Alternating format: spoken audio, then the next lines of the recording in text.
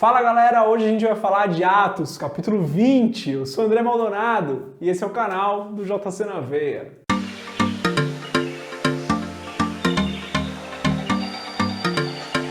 Aqui em Atos 20 a gente vai ver a continuação da terceira viagem missionária de Paulo. Se você tem acompanhado aqui os vídeos desse estudo de Atos, sabe que a gente já está acompanhando essa terceira viagem missionária de Paulo há alguns vídeos. A gente vê a continuação aqui. Paulo está se preparando para encerrar a terceira viagem, para voltar para Jerusalém ali. São várias cidades pelas quais ele passa. A gente não vê tantos eventos aqui, mas muitos ensinamentos importantes que a gente pode extrair desse capítulo. Tenho certeza que o Espírito Santo vai falar com você enquanto você estuda esse capítulo 20 de Atos. Mas antes da gente continuar nesse vídeo, se você não é inscrito no canal, se você não é inscrito, se inscreve, deixa o seu curtir e compartilhe esse vídeo com a galera que também está estudando o livro de Atos com você. Aqui a gente encontra então Paulo saindo de Éfeso depois da confusão que aconteceu ali por conta dos dos artífices ali que ganhavam dinheiro com a deusa Diana. Então acontece aquela confusão ali em Éfeso. Paulo sai de Éfeso, vai para a região da Grécia, chega em Corinto, fica ali alguns meses em Corinto, até que começa a ser perseguido de novo. Como Paulo vai fazer, como eu falei para vocês, vai passar por várias cidades, lá no post do blog, o link está aqui na descrição do vídeo, você já sabe, tem esse mapinha da terceira viagem de Paulo. É o mapa que é mais usado aqui no Brasil, o mais conhecido. Como sempre nesses mapas, existe uma certa dose de incerteza em relação aos caminhos que foram feitos, porque a gente não sabe exatamente qual foi o caminho exato que foi percorrido ali. Os mapas são muito bons, tenho certeza que vale você dar uma olhada para entender um pouquinho melhor dessas viagens missionárias. Paulo então sai de Corinto, a gente vai ver que ele chega ali em Troade, e como eu disse, ele já está se preparando para o término da última viagem missionária dele, ele já sabe ali mais ou menos que essa seria a última viagem. Ele está se encaminhando com pressa para Jerusalém, porque ele queria chegar em Jerusalém, como a gente vai ver nesse capítulo, para a festa do Pentecostes, para o dia de Pentecostes. Então Paulo está passando rapidamente aqui por todas as cidades, terminando essa viagem dele, e chega em Troade, ele faz um longo discurso. Olha, não dá para a gente ter muita certeza, mas eu comecei a olhar ali, foram, acredito eu, que umas 8 horas de discurso para mais. Não dá para ter certeza, gente. Estou fazendo uma inferência longe aqui, um chute mesmo, de quantas horas de discurso Paulo teve ali, mas chuto eu que sejam mais de 8 horas de pregação ali em Troade. Muito disso pela urgência que Paulo tinha. Paulo ainda tinha muita coisa, acredito eu, que Paulo ainda tinha muita coisa para passar ali para aquela igreja, e como ele sabia que estava com pressa, estava passando ali pela última vez, provavelmente por aquela região, resolve ministrar, falar de tudo que ele precisava falar por várias e várias horas.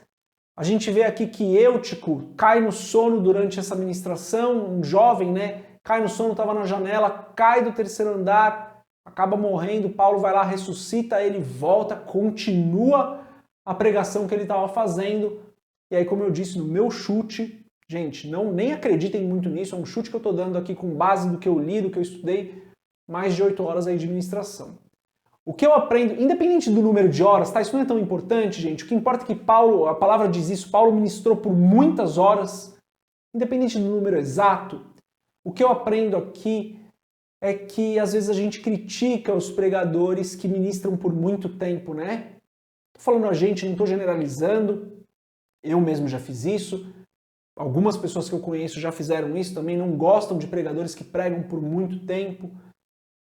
E falando do meu erro, eu erro quando eu faço isso, quando eu começo a não gostar de uma ministração que está muito longa, me esquecendo que o que está sendo pregado é a palavra de Deus.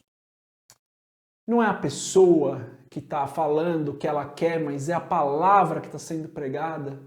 E a gente tem que sempre lembrar disso, A gente tem que ter reverência à pregação, porque o que está sendo falado é a vontade de Deus. Sei que aqui algumas pessoas podem questionar, dizendo, olha, mas nem sempre o que está sendo falado é a vontade de Deus, é a palavra ali realmente.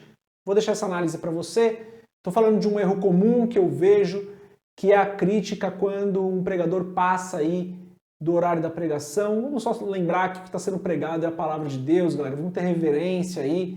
E aí a análise, outras análises que você queira fazer, você quem faz. O que importa é que a gente se lembre disso, né? É a pregação da palavra de Deus. Com essa queda da janela que Eutico sofre, né? Acaba morrendo ali, como eu falei, tem várias analogias que dá pra gente fazer aqui. Já vi muitas ministrações sobre essa passagem, e daí o pessoal fala da janela, fala do cuidado. Tem um monte de analogias que dá para fazer aqui, não estou criticando ninguém, inclusive tem umas ministrações bem interessantes com analogias desse momento, dessa queda de Eutico. Quero trazer isso um pouco mais para a gente, quero pegar essa palavra, isso que a gente lê aqui na palavra, da queda de Eutico após algumas horas da ministração de Paulo, ele acaba caindo no sono, né? E trazer isso para a nossa vida. O que nós podemos fazer para ficarmos mais atentos à palavra? O que você pode fazer? Então tenta analisar algumas vezes onde você se distraiu do que estava sendo ministrado, você se desligou do que estava sendo ministrado, e ver o que você pode fazer para estar um pouco mais atento à palavra. Quando eu li isso e comecei a meditar sobre isso, veio claramente na minha cabeça coisas que eu sei que eu posso fazer para ficar cada vez mais atento ao que está sendo ministrado e receber cada vez mais daquilo que está sendo ministrado, porque aquilo edifica a minha vida, aquilo me ajuda. Então, eu sei, eu já refleti sobre isso, Deus já me revelou algumas coisas do que eu posso fazer para estar mais atento. Então, eu queria que você refletisse nisso. O que você pode fazer para ficar mais atento ou mais atenta no momento da pregação? E acredito que Deus já esteja falando algumas coisas com você aí. Então Paulo sai de Troade, passa por várias cidades, vai até Mileto. Quando ele chega em Mileto, ele pede que os anciãos da igreja de Éfeso venham se encontrar com ele, ou seja, a liderança ali da igreja de Éfeso venha ter um encontro com ele, e ele vai ministrar para aquelas pessoas, vai falar algumas coisas para aquelas pessoas que iriam influenciar a igreja de Éfeso. A gente lê ali nos versos 24 e 25, uma parte muito importante dessa ministração de Paulo, desse discurso de Paulo, né? Ele diz o seguinte: mas em nada tenho a minha vida por preciosa, contanto que cumpra com alegria a minha carreira e o ministério que recebi do Senhor Jesus, para dar testemunho do Evangelho e da graça de Deus. E agora, na verdade, sei que todos vós, por quem passei pregando o reino de Deus, não vereis mais meu rosto. Então Paulo fala, olha, eu não vou voltar para Éfeso, já deu tempo, lá eu não volto, mas eu não tenho a minha vida por preciosa, não, e o que me importa é que eu cumpra a carreira, e que eu cumpra o chamado de Deus para mim, o ministério que Deus pediu que eu cumprisse. Isso é um ensinamento tão grande para a gente, né, gente? Paulo não tinha a vida dele como mais importante do que o propósito. O nosso propósito aqui é mais importante do que a nossa própria vida.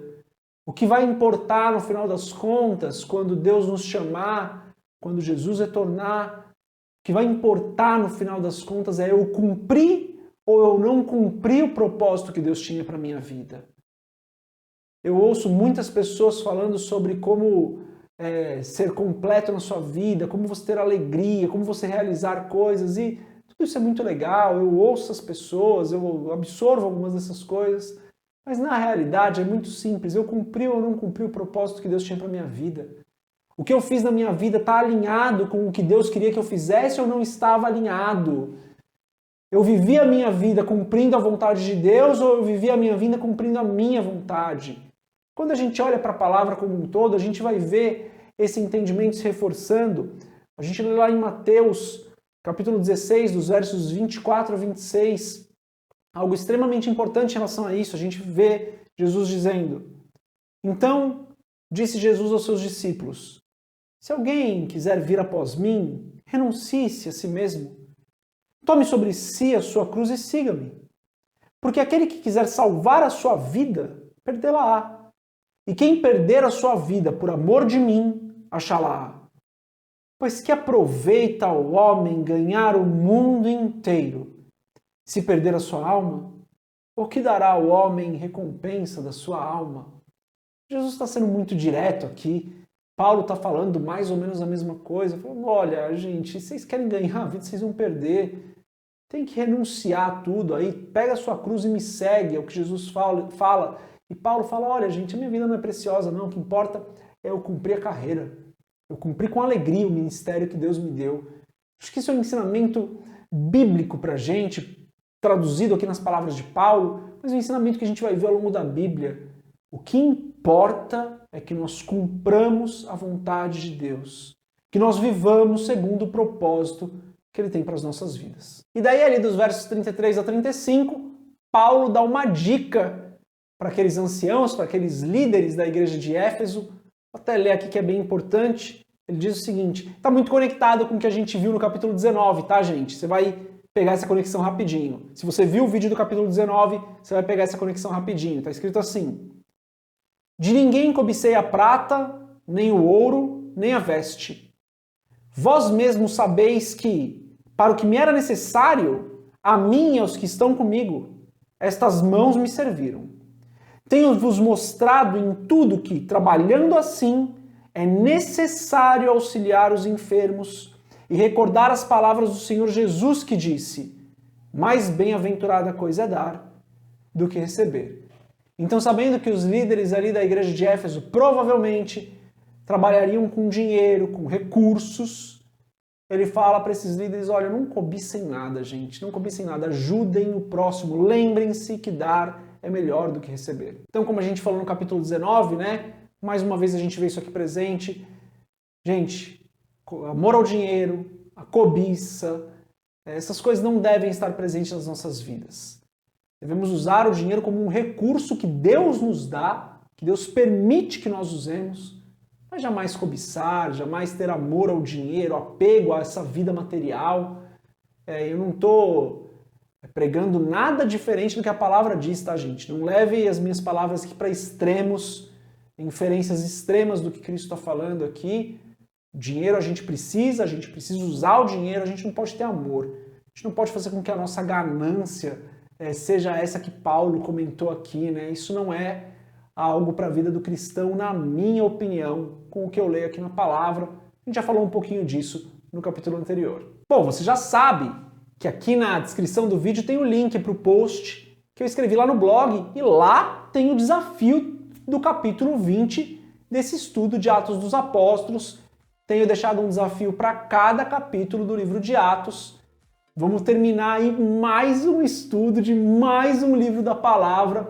Espero que você esteja gostando e que você também tenha visto os outros estudos. Já tem o estudo de João, tem o estudo de Provérbios, tem o estudo de Eclesiastes.